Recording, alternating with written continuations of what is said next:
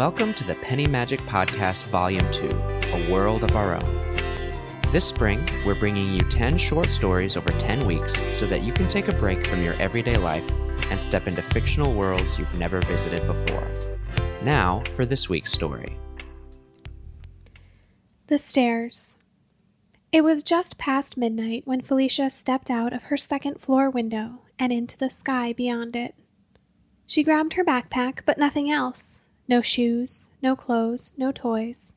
It was not summer yet, just before it in mid-May, and she was surprised how easy it was to walk on the warm air. It lifted her with each step, and she rose up and away from the house without hurrying. This was the night she had been waiting for. In 8 years of life, she had walked many directions, turning left from her house to the market, turning right to go to school, straight out her front door to play with her friends, and out her back door to visit the creek. She had even gone below her house a few times, sneaking into the musty basement where boxes sagged with moisture and cold drafts hid in the corners, even in the hot summer months. But she had never walked up from her house, up and away from her bedroom window, to see it all from above.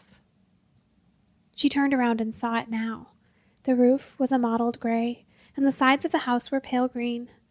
She could see her parents' window from here. Their curtains were open, and the moon slanted across the foot of their bed. Under the white sheets, she counted 4 legs asleep, unmoving after midnight. Below her, the branches of the backyard tree stretched out toward her bare feet. She saw the roof of her school in the distance, and the neighbor's house next door, asleep like her own. Ahead of her, the stars were scattered in the inky sky, unaware that an intruder was climbing up toward them in the warm May air. Seeing the dark roofs and knowing what was under them, Felicia thought about going back. She could climb back to her open window and back into her white frame bed. The sheets might still be warm, and her drawings on the walls might still be rustling in the soft breath of wind. Earlier that night, when she was lying in bed making plans, she had let the window's breeze fool her into thinking that the whole world was warm and that the soft wind reached every height and corner of the world. It coaxed children into making memories and adults into recalling their own childhood summers. But the night sky above her neighborhood was cold. It did not have the same warm breeze which seemed to only skim the surface of the world below. As she climbed higher, she felt her toes get cold, her hands get lazy, and her body faintly calling her to sleep. She was 8, and she despised sleeping. She worked each night to make her mind stronger than her body, to stay up past midnight and see the stars as they rose around the moon. Most nights, her mind didn't need much help. She had stacks of books and a pad of paper and a favorite doll to combat whatever drowsiness her body cast out. But here, halfway between her house and the clouds, she had no books or crayons or stories to prod her awake again. It was just her cold bare feet and a mile to the earth below.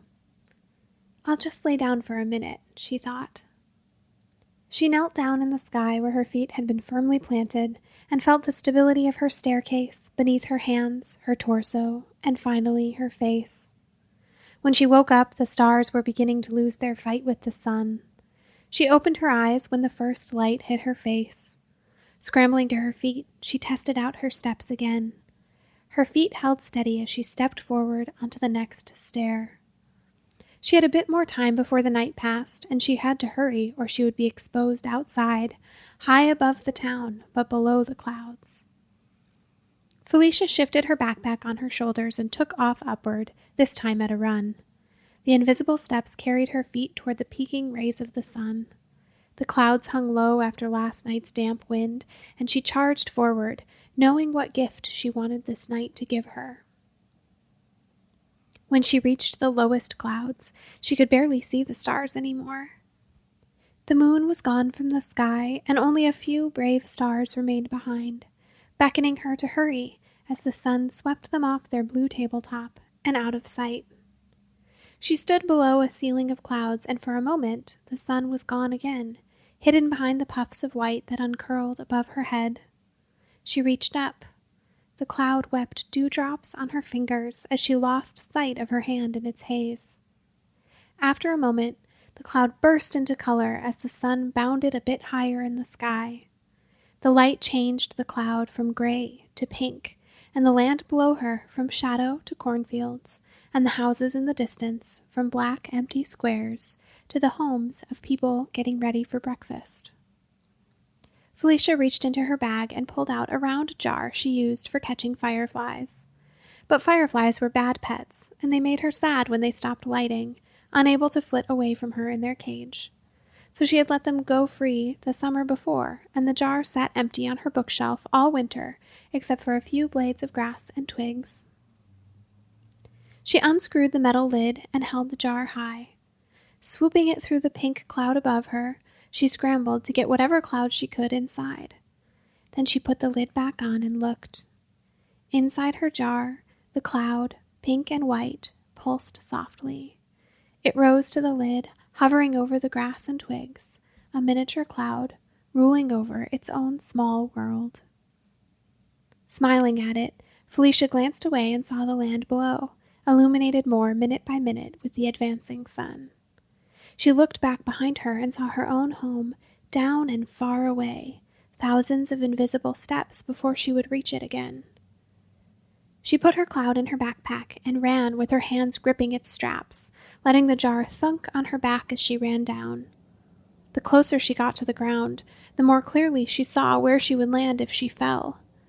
She saw the playground behind the school, swings and slides looking ominous with their metal poles. She saw a car driving down a road and remembered the sting of the pavement across her knees when she toppled off of her bike last fall. She ran faster and watched hungrily as the houses grew clearer.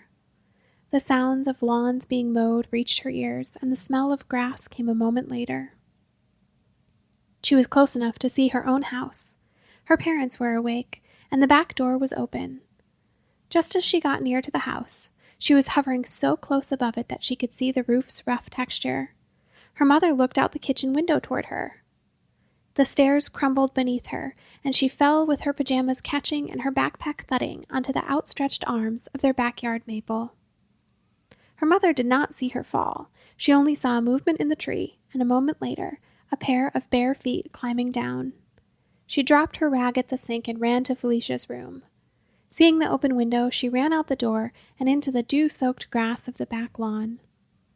Felicia was crouched over her backpack, examining her firefly jar. The cloud was still pulsing inside, casting small shadows on the grass and twigs below it. When she heard her mother coming, Felicia shoved the jar inside her backpack again and zipped it up. She looked at her mom's face, mixing between anger and disbelief. "What are you doing out here?" her mom asked. "Exploring," Felicia answered. Her mother looked at the tree and then back at Felicia. "If you're going to go outside, you have to tell us. We need to know where you are." Felicia nodded, and together they walked over the wet grass and back into the house, her backpack thudding softly against her back, and her bedroom window still open, 2 floors up.